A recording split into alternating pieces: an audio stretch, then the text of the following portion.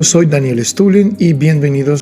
Primera parte, hablaremos del Banco de Pagos Internacionales, su último informe anual. La siguiente información debería disipar todas y cada una de las dudas sobre los poderes globales que están preparando para nosotros. Y me refiero específicamente al Banco de Pagos Internacionales, Banco International Settlement, en inglés, en otras palabras, el Banco Central de los bancos centrales. El Banco Central de los bancos centrales, el Banco de Pagos Internacionales, fue creado en 1930, presumiblemente para permitir a Alemania devolver los daños causados en la Primera Guerra Mundial a Inglaterra y Francia, pero de hecho el director del Banco Central de Alemania fue forzada a unir a los bancos centrales y el fin último era tener una superestructura que controlaría a los bancos y los sistemas monetarios del mundo independientemente de los gobiernos.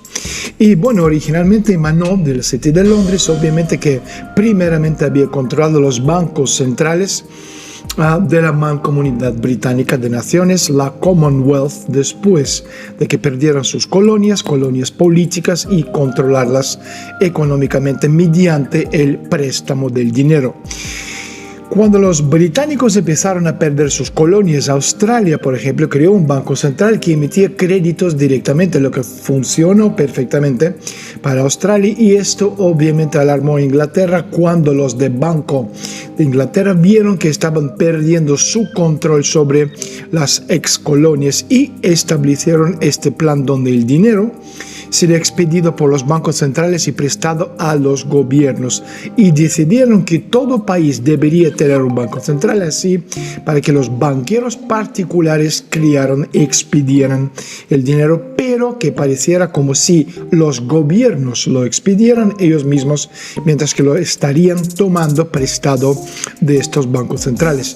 Entonces, en su último informe, el Banco de Pagos Internacionales instó a los bancos centrales a decirle al mundo cómo planean reducir las medidas de apoyo económico después de la epidemia de coronavirus, y también advirtió que los mercados financieros probablemente sean demasiado complacentes sobre la magnitud de la crisis. El informe es del martes, es decir, hace 4 días.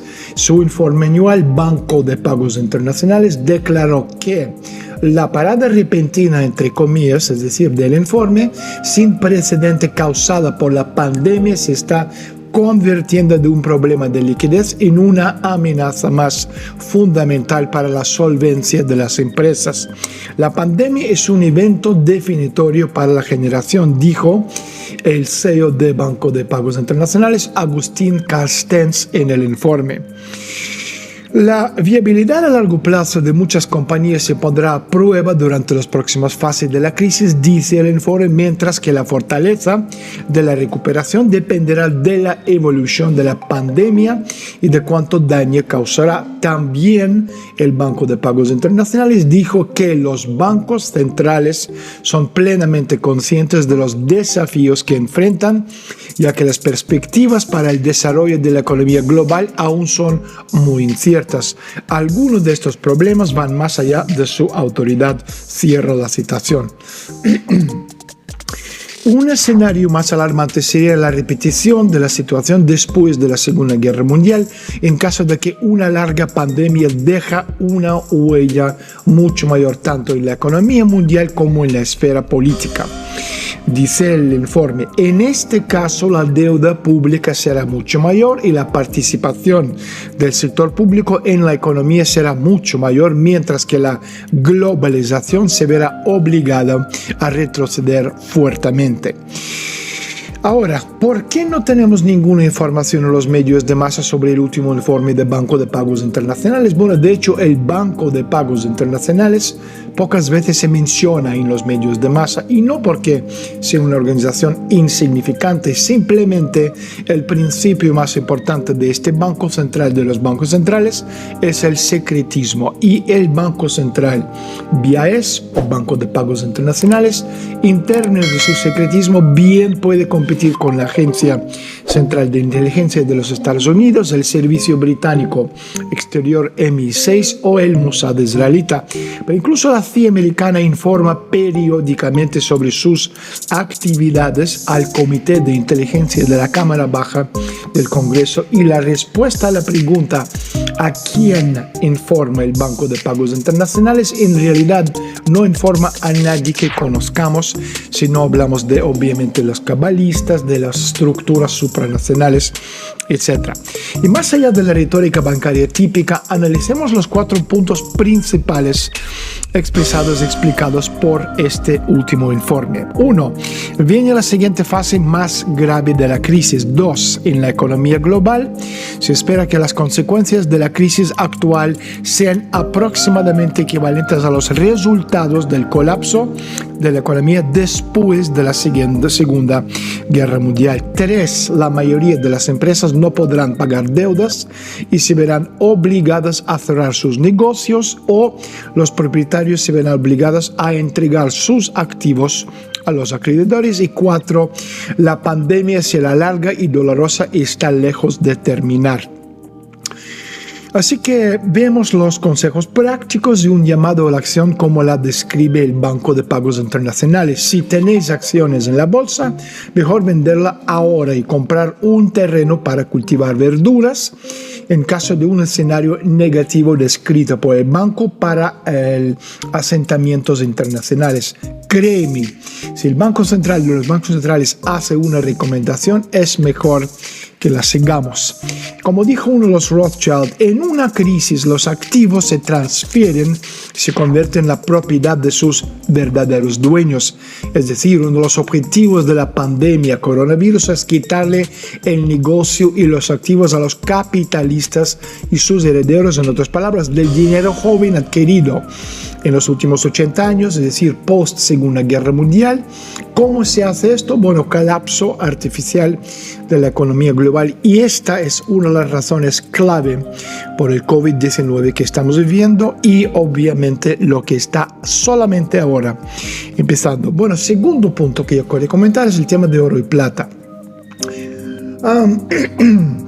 Echamos un vistazo a la relación o ratio de Dow Jones y oro, que llegó a su máximo en 1999 en 45 y ahora está en unos 13,7. Este ratio ha estado en una corrección desde el año 2011, pero ahora ha reanudado la tendencia bajista. Esta corrección es muy similar a la corrección en la década de los años 70. El ratio, a propósito de Dow Jones a oro, expresa el precio de Dow Jones como un múltiplo de precio de una onza de oro. Por ejemplo, si el Dow Jones hoy cotiza en 26 puntos más o menos y el precio de oro es de unos $1,800 por onza, la proporción o relación o el ratio de oro a Dow Jones es de 14,5 o 26.000 divididos por 1.800. Estoy mirando un gráfico y mirando el gráfico, lo que hace que este gráfico de 200 años sea tan fascinante es la amplitud de los movimientos.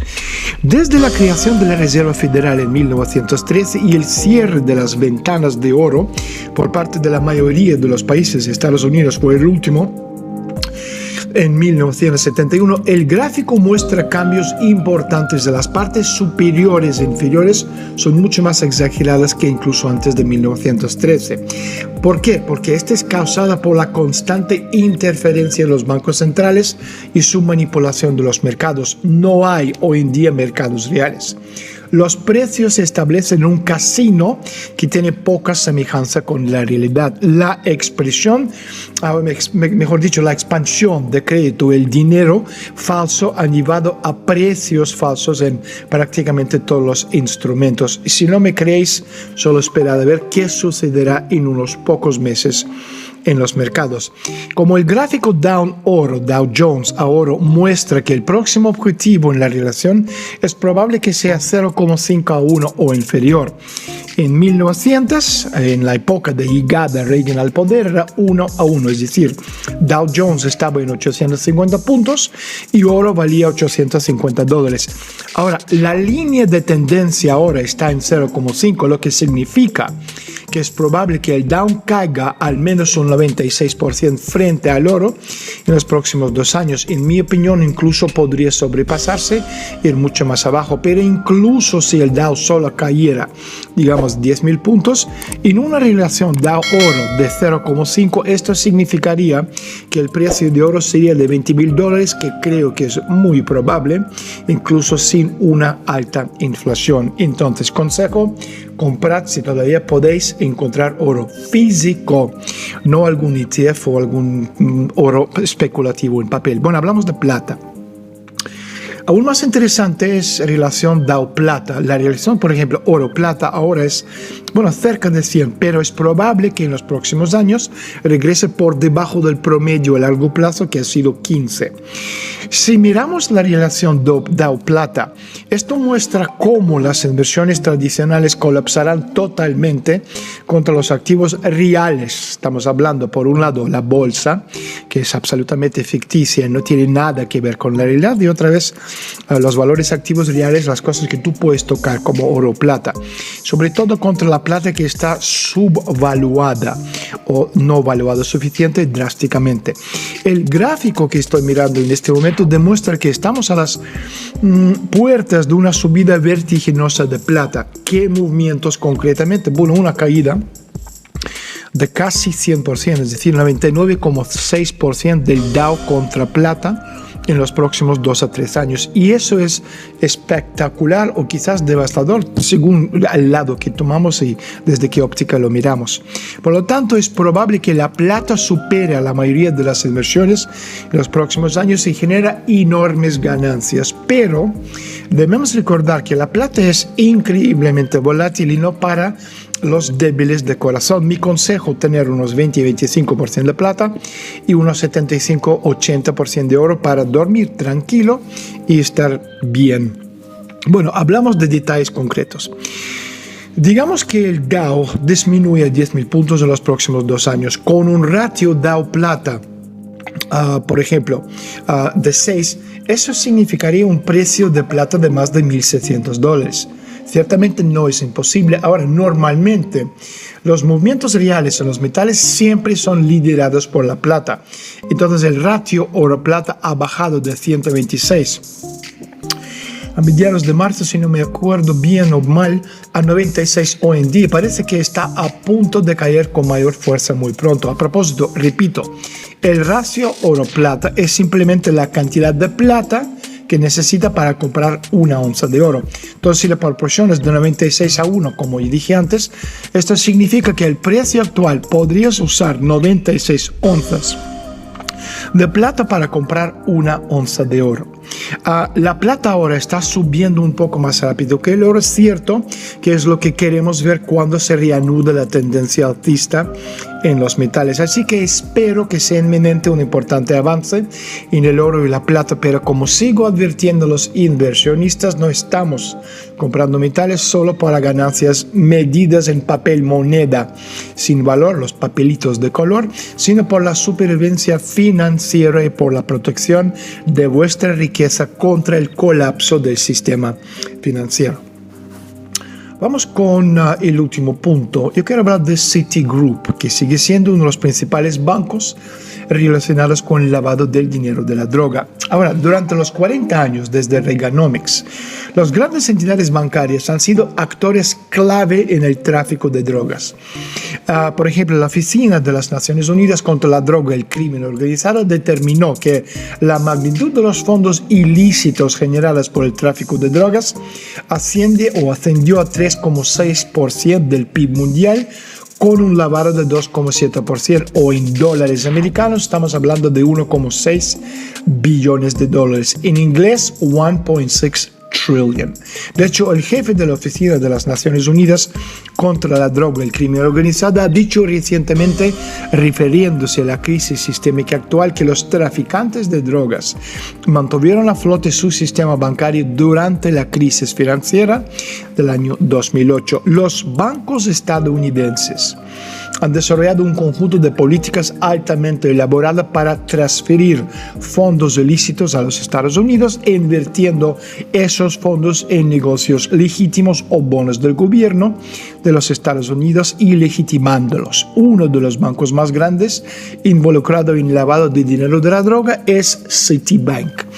Ahora, en la década de los años 90, Citibank creó cuentas especiales de clientes para grandes traficantes de drogas, y uno de los casos, digamos, más infames que involucraron los contribuyentes que rescataron el Citigroup eran los vínculos con los cárteles de narcotráfico, y esta información salió a la luz a finales de la década de 1990 cuando Raúl Salinas de Gortari, hermano del expresidente mexicano Carlos Salinas, fue arrestado después de que su esposa Paulina Castañón intentara retirarse $84 millones de una cuenta suiza controlada por Raúl bajo un alias. Y nada ha cambiado desde entonces. Durante más de 25 años, los blanqueadores de dinero para las despiadadas bandas mexicanas de narcotraficantes han tenido un aliado formidable: los bancos internacionales, sobre todo Hong Kong Shanghai Banking Corporation, HSBC, Banco Wachovia, hoy en día